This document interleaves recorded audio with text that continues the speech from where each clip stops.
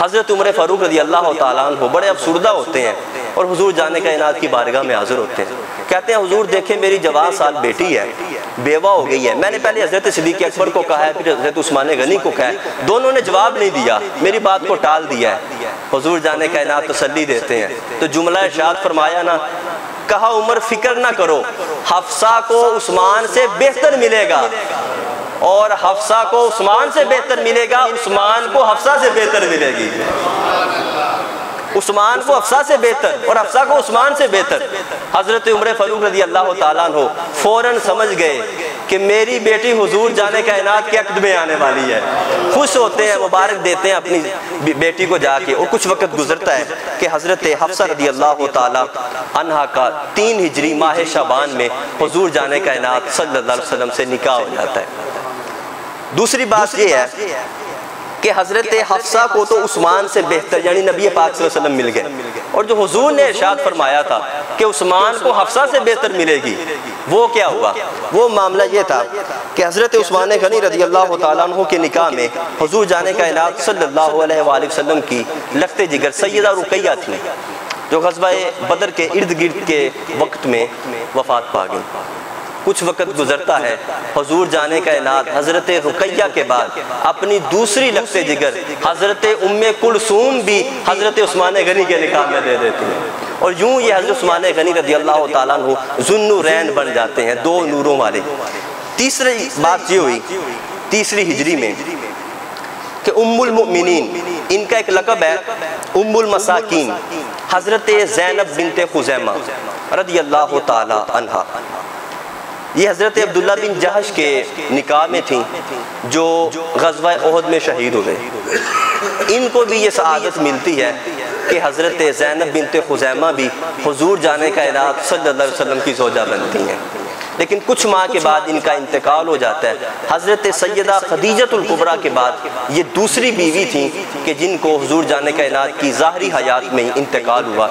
इनकी नमाज जनाजा खुद हुजूर जाने कायनात सल्लल्लाहु अलैहि वसल्लम ने अदा फरमाई और जन्नतुल बकी में इनकी तदफीन हुई।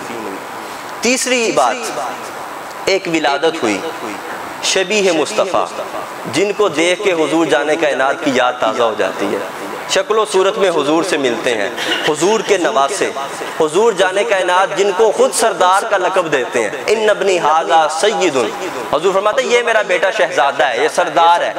हज़रत हसन मुज्तबा रज़ी अल्लाह ताला अन्हु, आपकी विलादत तीसरी हिजरी माह रमज़ानुल मुबारक में होती है और ये दुनिया में जलवागर होते हैं। हुजूर जाने कायनात सल्लल्लाहु अलैहि वसल्लम खुद इनके एक कान में अजान देते हैं और दूसरे में तकबीर पढ़ते हैं। इसी तरह कानूनी हवाले से 2 कानून इस हिजरी में बनते हैं। एक ये है कि वरासत के कवानीन बनते हैं कि मुसलमान की विरासत कैसे तकसीम की जाएगी, और दूसरा कानून रियासत की सतह पे ये बनाया जाता है कि इससे पहले इजाज़त थी कि कोई मुसलमान किसी मुशरिक का औरत से निकाह कर सकता है, उसके निकाह में रह सकती है। लेकिन तीसरी हिजरी में ये हुक्म ख़त्म हो गया और आइंदा के लिए हुक्म ये सादिर हुआ कि किसी मुसलमान के निकाह में कोई मुशरिका औरत नहीं रह सकती। ये तीसरी हिजरी के अहम वाक़यात थे जो हमने पेश किए। अल्लाह ताला हमारी साजरी को कबूल फरमाए।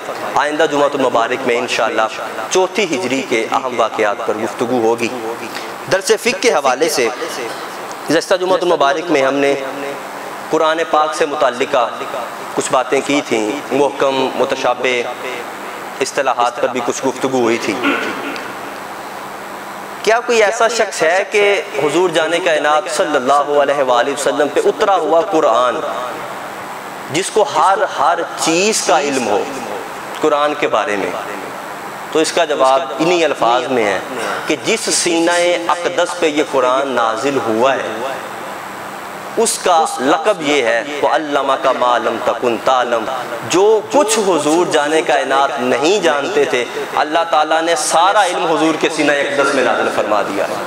तो कुरान का हर हर्फ का इल्म हुजूर जाने कायनात सल्लल्लाहु अलैहि वसल्लम को अल्लाह की अता से हासिल है। बाकी अल्लाह ताला जितना किसी को अता फरमाए कुरान पे कोई कितनी गोता ज़नी कर सके उतने वो जवाहिर हासिल कर लेगा। हुजूर जाने कायनात सल्लल्लाहु अलैहि वसल्लम के ज़ाहरी हयात में कुरान पाक मुतफर्रिक तौर पे जमा था। कुछ आयात किसी के पास, कुछ किसी के पास। हज़रत सिद्दीक़ अकबर रज़ी अल्लाह ताला अन्हु ने एक जगह जमा किया, और उसका एक मुसहफ़ बनाया जो हज़रत सिद्दीक़ अकबर के पास रहा। आपके बाद हज़रत उमर फ़ारूक रज़ी अल्लाह ताला अन्हु के पास रहा, और उनकी वफ़ात के बाद हज़रत सैयदा हफ्सा जिनका भी जिक्र हुआ उनके पास ये मुसहफ़ रहा, और माँ बाद हज़रत उस्मान गनी के पास आया। हज़रत उस्मान गनी को जामिउल कुरान कहा जाता है। उसकी वजह यह है कि हज़रत उस्मान गनी ने कुरान पाक को एक लुगत पे, लुगत कुरैश पे यकसा करने के बाद, एक जैसी लुगत पे लाने के बाद पूरी दुनिया में वही नुस्खे भेजे और बाकी नुस्खों को ख़त्म किया। इस वजह से आपको जामिउल कुरान के लक़ब से याद किया जाता है।